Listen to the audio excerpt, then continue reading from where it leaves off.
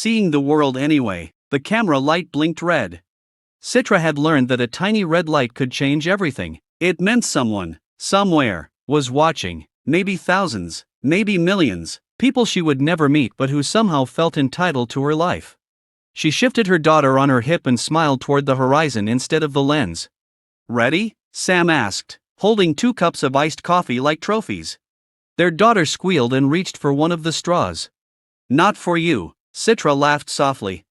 The wind tugged at her scarf, and for a moment she forgot the cameras entirely. The beach stretched wide and bright, waves moving in endless rhythm like the world had never heard of television, drama, or comment sections. Just water, sky, family. For a second, it felt normal. When Citra first moved across the ocean to start her life with Sam, she imagined many things. She imagined new streets, new food, new weather, new words in a language she had only practiced through phone screens and late-night calls. What she didn't imagine was strangers arguing about her life. But television has a strange magic. It turns ordinary choices into public debate. Why did she marry him? Is their relationship real? She deserves better. He deserves better. Everyone had an opinion. At first, Citra tried reading the comments.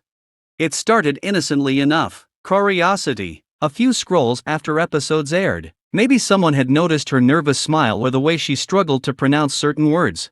Maybe someone understood. Instead, she found entire threads dissecting her expressions. Her pauses. Her clothing. Her faith. Her family. Even the way she held her daughter. It felt like standing in the middle of a crowded room while everyone whispered about you, except the room was the internet, and the whispers never stopped.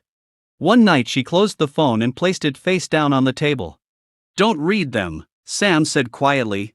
"I was just curious. Curiosity is dangerous online." She smiled faintly. "People think they know us." Sam shrugged. "People think a lot of things." The morning their daughter took her first steps, there were no cameras. Just sunlight through the kitchen window and the smell of pancakes. Citra knelt a few feet away, clapping her hands softly. "Come here," she encouraged. Their daughter wobbled, arms stretched like a tiny airplane. One step. Then another. Then she toppled into Citra's arms with a delighted squeal. Sam nearly dropped the spatula, rushing over. "She did it," he shouted like they had just won the Olympics. And in that moment, Citra realized something important. The world could debate their relationship all it wanted. But the real story, the one that mattered, was happening in moments no one would ever film. Sticky pancake fingers. Sleepy morning cuddles. Late-night lullabies sung half in English, half in the language of home she carried in her heart. Reality television showed pieces. Life was everything else. Still, the attention followed them everywhere. At the grocery store, someone recognized Sam. "Hey, aren't you from?" "Yes," he laughed, already knowing the sentence. Sometimes the encounters were kind. People asked for photos. They told Citra they admired her courage for moving across the world. One woman even cried while hugging her in a mall. "You remind me of my daughter," she said. But not everyone was kind. One afternoon at a cafe, a man at the next table spoke loudly to his friend. "That's them," he said. "The TV couple." His friend leaned over to look. "I give them a year." Citra stirred her tea slowly and pretended not to hear. Sam squeezed her hand under the table. "Let's go somewhere else," he whispered.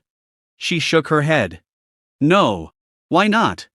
She looked out the window where their daughter was laughing at pigeons. "Because we were here first." Travel became their escape. Not glamorous vacations the internet imagined, but simple trips, small towns, quiet parks, places where no one cared about reality shows. Sometimes they drove for hours with music playing and their daughter asleep in the back seat. Citra loved those drives. Highways felt like freedom. The farther they went, the quieter the world became. No comments. No headlines. Just roads stretching endlessly ahead. One evening they stopped at a small overlook above a valley painted orange by sunset. Sam lifted their daughter onto his shoulders. "Look," he said. The little girl pointed excitedly at the sky. "Sun." Citra laughed. "Yes, the sun." She took a photo, but not for social media. Just for herself. Just to remember. Of course, they still shared parts of their life online. That was the strange balance of modern fame. You show enough to stay connected, but not enough to lose yourself. When Citra posted photos of their travels, the reactions always came. Some comments were sweet. Beautiful family. Your daughter is adorable. You look happy. Others were less kind. You're fake. This won't last. Reality TV marriages never work. At first, those words hurt. Now they just felt distant. Like echoes in a canyon. One evening, she wrote a caption beneath a photo of their family standing beside a lake. Seeing the world with my husband and daughter. Some watch, some hate. We still live. She didn't think much about it. But the post spread quickly. Thousands of people shared it. Some applauded her strength. Others argued in the comments. The internet did what it always does, turn simple sentences into endless debate. Citra closed the app and put the phone away. The lake in front of them was real. That was enough. Years later, when their daughter was old enough to understand what television was, she asked a question during dinner. "Mommy, why are you on TV?" Citra paused, thinking carefully. "Well," she said slowly, "people were curious about our story." "Why?" Sam chuckled. "Because we met from different worlds." The little girl thought about this while chewing pasta. "Is that bad?" "No," Citra said gently. "Different just means interesting." Her daughter nodded as if this solved everything. "Can I be on TV too?" Sam grinned. "Maybe someday." But later that night, after their daughter fell asleep, Citra sat quietly beside the window. "Do you ever worry?" she asked. "About what?" "How all of this affects her." Sam leaned back in the chair. "The cameras? The attention, the opinions." He thought for a moment. Then he said something simple. "She'll see how we live. And she'll learn what matters." Life didn't become perfect. No marriage does. They argued sometimes about small things, laundry, schedules, forgotten groceries. Normal problems. But those moments rarely made headlines.